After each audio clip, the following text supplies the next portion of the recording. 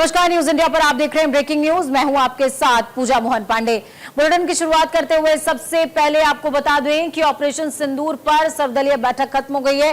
रक्षा मंत्री राजनाथ सिंह ने बैठक की अध्यक्षता खुद की है और इस दौरान सरकार ने विपक्ष को ऑपरेशन से संबंधित तमाम जानकारी साझा करी। विपक्ष ने इस दौरान सरकार के कदम का समर्थन किया है। ऑपरेशन सिंदूर को लेकर ऑल पार्टी मीटिंग खत्म हो गई है। रक्षा मंत्री राजनाथ सिंह ने सर्वदलीय बैठक की अध्यक्षता की थी। बैठक में गृह मंत्री अमित शाह, नेता विपक्ष राहुल गांधी, मल्लिकार्जुन खड़गे समेत पक्ष विपक्ष के कई नेता मौजूद रहे। सरकार की ओर से सभी पार्टियों को ऑपरेशन सिंदूर को लेकर उठाए गए कदमों की जानकारी साझा की है और आने वाले समय में सरकार और क्या इनिशिएटिव्स ले सकती है, इसको लेकर के भी विपक्ष के नेताओं ने सुझाव साझा किए हैं।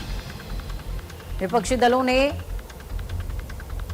सरकार के कदम का समर्थन किया है। कांग्रेस अध्यक्ष मल्लिकार्जुन खड़गे ने कहा, हम देश हित में सरकार के साथ मजबूती से खड़े हैं।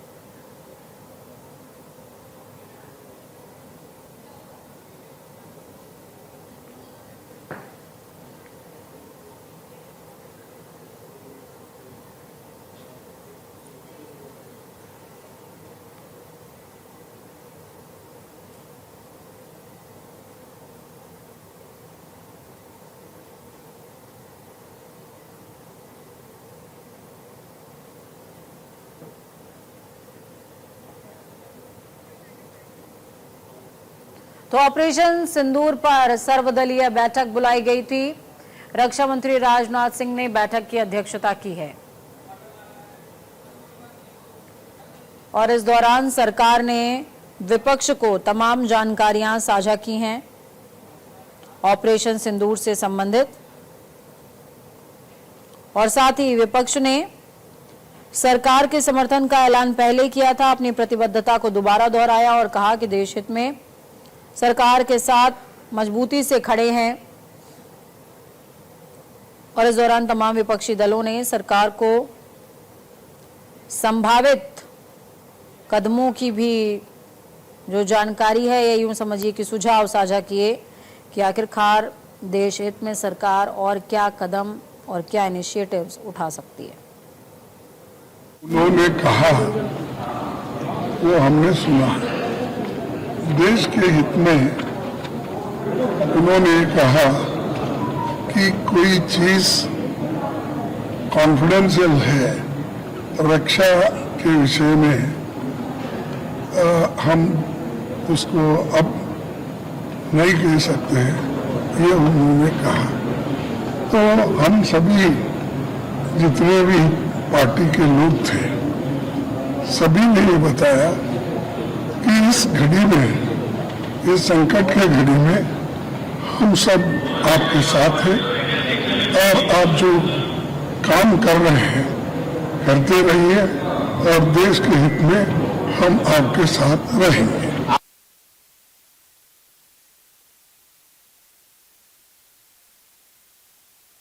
पूरा सपोर्ट दिया हमने।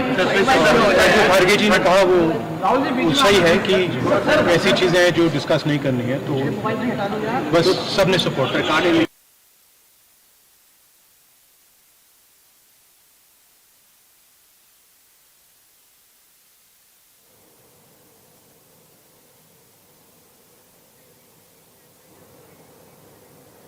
तो ऑपरेशन सिंदूर को लेकर के तमाम राजनीतिक प्रतिक्रियाएं भी इस बीच सामने आ रही हैं। आपको बता दें कि हर व्यक्ति, हर पॉलिटिशियन कुछ ना कुछ कह रहा है। किसका क्या कुछ है कहना, किसकी कैसी है प्रतिक्रिया, सुनिए। I congratulate our armed forces, the Indian armed forces, for their successful strike on the terrorist areas in Pakistan. I congratulate them with all my heart.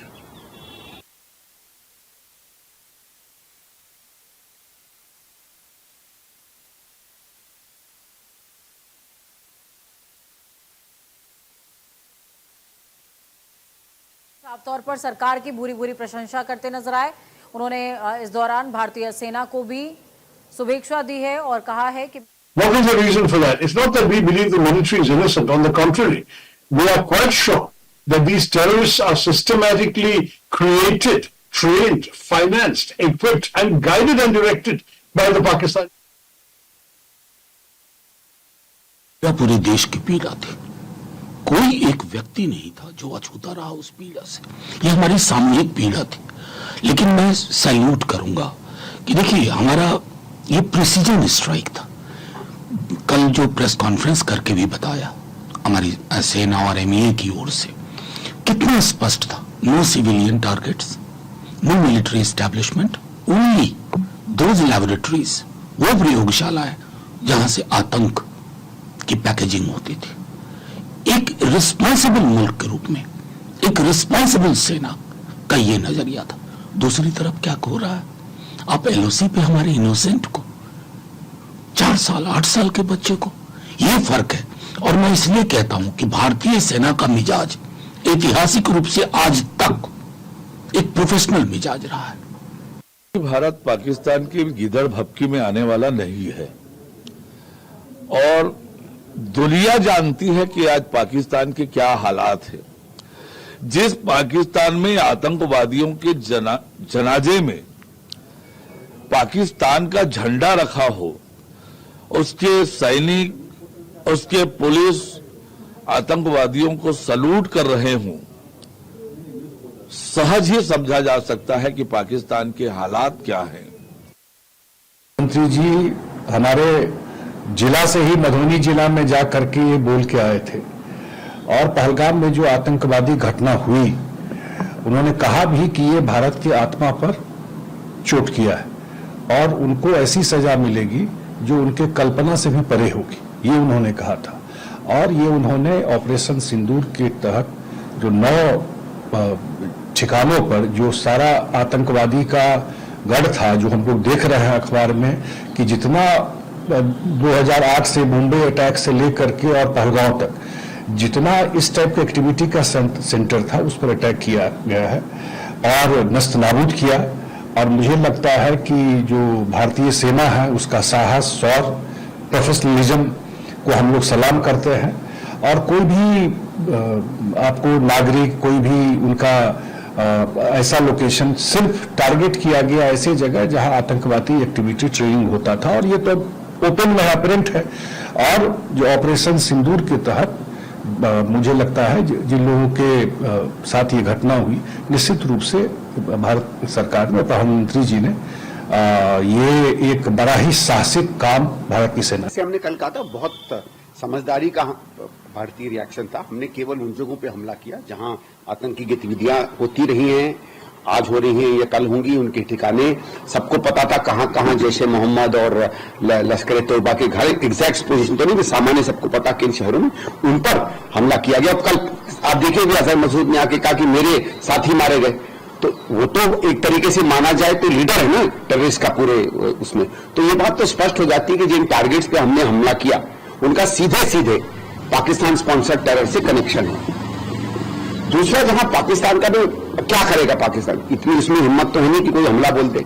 अगर होगा तो फिर तो उसका जो हाल होना है वो बहुत कम होगा, मतलब शायद रोज जितने टुकड़ों में नहीं टूटा उतने टुकड़ों में शायद पाकिस्तान टूट जाए। इसलिए कि जब 16 में उरी हुआ, 2019 में हम बालाकोट किए, आज हम हमारी 50,000 फौज गलवान और पे बैठी हुई है। तो ये 2 फ्रंट हॉस्टिलिटी को हमको देखने की जरूरत है। चाइना से हम इतना एक्सपोर्ट कर रहे हैं, इंपोर्ट से ज्यादा एक्सपोर्ट, चाइना से इतना इंपोर्ट कर रहे हैं, एक्सपोर्ट से ज्यादा हो रहा है। तो हम चाइना पर भी इंप्रेस करें कि वो पाकिस्तान को, टीआरएफ को, जितने टेररिस्ट वांटेड हैं इंडिया, उसको हवाले करें